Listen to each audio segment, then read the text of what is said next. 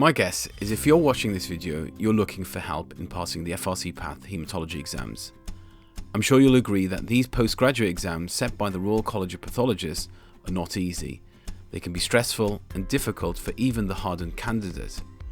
If you want to maximise your chances of passing the exam on the first attempt, there's good news because Blood Academy is here to help. Hi, my name is Dr. Ali Mahdi. I'm a haematology consultant based in the UK working in the NHS. We set up Blood Academy over 6 years ago, soon after my personal experience of sitting these exams. I found them very challenging as there was no real guidance or study materials to help. Driven by this problem, we look to help people like you in succeeding. You're in good hands with the Blood Academy team, which includes experienced clinicians, scientists, and even Royal College examiners. Our Part 1 and 2 exam packages are designed specifically for haematology trainees and advanced scientists just like you. Prepare with well-structured, easy to work through study materials by putting your knowledge to the test with hundreds of multiple choice, essay and short answer questions. You'll cover all aspects of laboratory and clinical haematology, including morphology, transfusion and coagulation. Each case is followed by expert analysis and references, giving you concise yet important topic information. You also have access to our unique monthly morphology cases to sharpen your diagnostic skills. Exclusive to the Part 2 package is our mix of live and on-demand courses in morphology and coagulation. Learn from experts how to approach different problems in these fields. Still have questions or want more information? Continue watching this video where I'll take you through the different resources. Sign up today and start improving. Don't miss out on this opportunity to supercharge your revision. Okay, so welcome back. In this section of the video, I'll just walk you through the different resources available as part of the exam preparation package. So as part of this package, you have questions based on the Part 1 exam, the Part 2 exam, as well as the supplementary material. You also have the option of tracking your progress to just give you an idea of where you're going, how many questions you've got right, how many you've answered. Let's first look at the question bank for Part 1, which contains multiple choice and extended matching questions as well as essays. The question may give you a clinical scenario or a knowledge-based question like this one here. You're expected to choose one of 5 different options. You also have a timer just to track how quickly you're answering the questions. And during the session, you'll have a cumulative score as well as how many questions that you've been through, which you can jump through using this question navigator. You submit your answer as we've done here, which thankfully we've got correct. There's a discussion about the main learning points, and there may be a link to a figure or table which just summarizes some complex topic. All of our questions, along with the discussion, have references to the source material, which you can click on like this one here. As you can see, during this session, you're given the percentage of correct answers as well as incorrect, and how many questions that you've answered, as well as being able to skip through and go back to questions that you may have answered. The EMQ questions are very similar as well. In addition to the MCQs and EMQs, we have our essay questions. We currently have 60 different essay questions, all split up into the 4 main disciplines asked in the exam, And if we take this example here, the general haematology essay, many of the essays are based on a clinical scenario. You may be given the results of some investigations, and then you've got a single question or multiple questions to answer. You can write your answer in this space here, alternatively in your notebook or wherever else you find it convenient to jot down your answers. After submitting, you're presented with your answer if you've written it there, but more importantly, the model answer, mostly in bullet points, just to make things clear, succinct and to the point, in a similar way to how you're expected to answer in the exam. Again, there are links to various different figures and tables. Here we have a summary of the WHO diagnostic criteria for ET and post-ET myelofibrosis. Again, there are references to all the source material, so if you wanted to learn more from the source material, then you can just click through here and you'll be navigated to that relevant page. Okay, so that's our Part 1 material. For people taking the Part 2 exam, we have a question bank which are based on short answer questions covering morphology, lab quality assurance, transfusion and hemostasis. I'm not going to go through all of these, but I'll just highlight the morphology and lab quality assurance questions. So this is an example of a short case morphology question. Again, clinical scenario, the results of some investigations, and then you have some questions.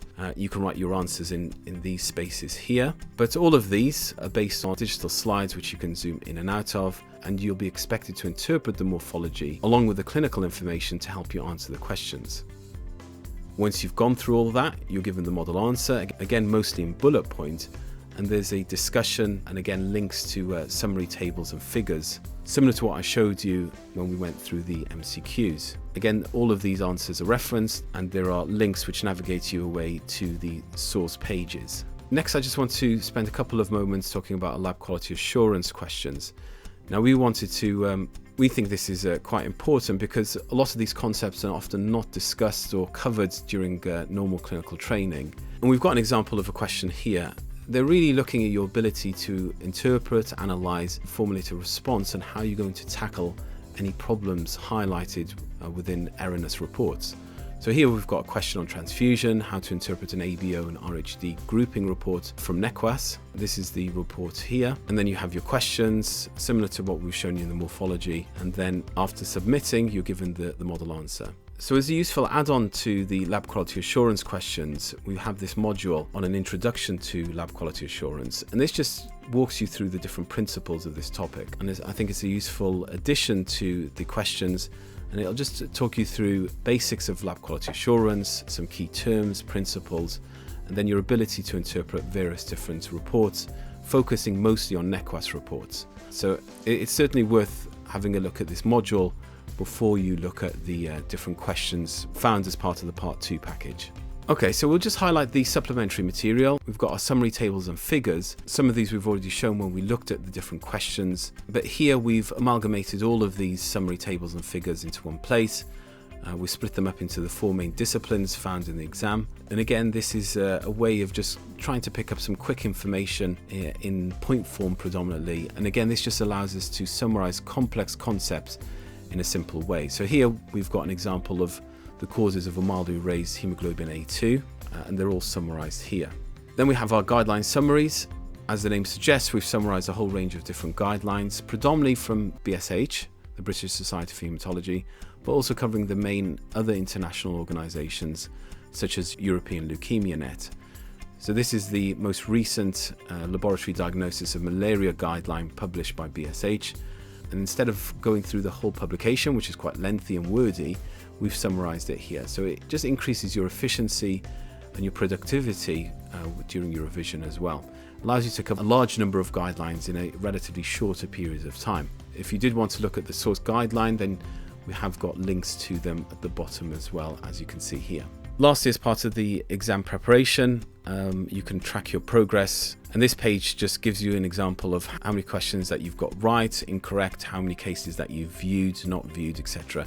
And you can reset all of these as well just by pressing this button. Okay, so if you signed up for the Part 2 package, you'll have access to our live and on-demand courses focusing on advanced morphology as well as hemostasis and thrombosis. For anyone taking the FRCPath Part 2 exam, then the morphology and hemostasis thrombosis components are probably the most challenging and probably the biggest reasons that people unfortunately don't pass the exam. So we wanted to cover these sections in a little bit more detail, and we did that via live and on-demand courses.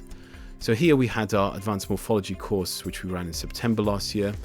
But for all of these cases, I go through the morphology, along with highlighting all the main different learning points associated with the case. You can also download the presentation slides, as you can see here.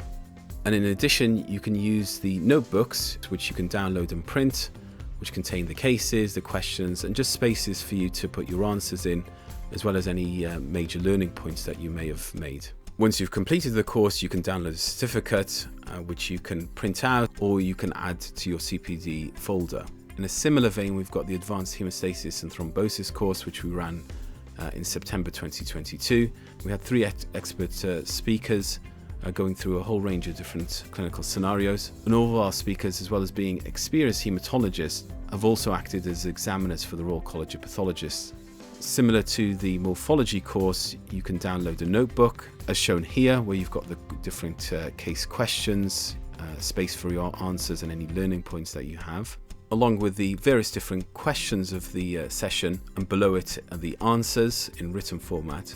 But if you want some more information and just go through the recorded session, you can do using this video as shown here. Both the morphology and hemostasis thrombosis courses we hope to run twice a year, in March or April and in September. And if you've got access to the Part 2 package, then you'll be able to join in on the live sessions to interact with the different tutors. So next we have our modules. These are essentially like electronic textbooks, and here we cover a whole range of different topics. The whole point of these modules is to give you a solid foundation in these topic matters, and we cover a whole range of different topics. For example, principles of immunophenotyping or flow cytometry, basic transfusion medicine, and as we've highlighted, an introduction to laboratory quality assurance. You can go through the module's objectives and just work through the different areas of the module. And at the end of each module, there's an evaluation just to test your knowledge of the different principles and topics discussed. So lastly, we have our interactive cases. These are morphology-based questions that we release every month. We have a case with a digital slide, and this is a great way of just keeping your morphology skills up to date. We do have an instructional video, which is also found on our YouTube page, which just goes into more detail about how the interactive cases work. But just to go through it briefly, we have a case which is published every month. This is based on a clinical scenario shown here. There's the automated blood count, some patient details as well. There's digital slides which you can zoom in and out of. Interpreting that, you can put your answers. So if you think this is a case of iron deficiency, then one feature may be microcytosis, which you can find here from the drop-down menu. And if you think that serum ferritin is a useful supplementary test to undertake, and a diagnosis of iron deficiency is the most likely, then you can submit your answers here. Then at the end of the month, you have the report which is issued, which gives you the diagnosis, the ability to re-review the digital slide with the clinical information. We have a written case commentary, along with a video tutorial just highlighting the main points based on the blood morphology, along with some clinical learning points as well. You can also compare your results to the results of other Blood Academy users. Okay, so just the last thing to highlight is the reporting page. And in this page, you can see all the different courses that you've attended, the interactive cases that you've submitted, as well as any CPD points you may have been awarded. Okay, so I hope you found this walkthrough video useful. If you do have any questions, then feel free to contact us via email or through our social media pages. And if you're planning to sit the FRCPath exam anytime soon, then I wish you all the best.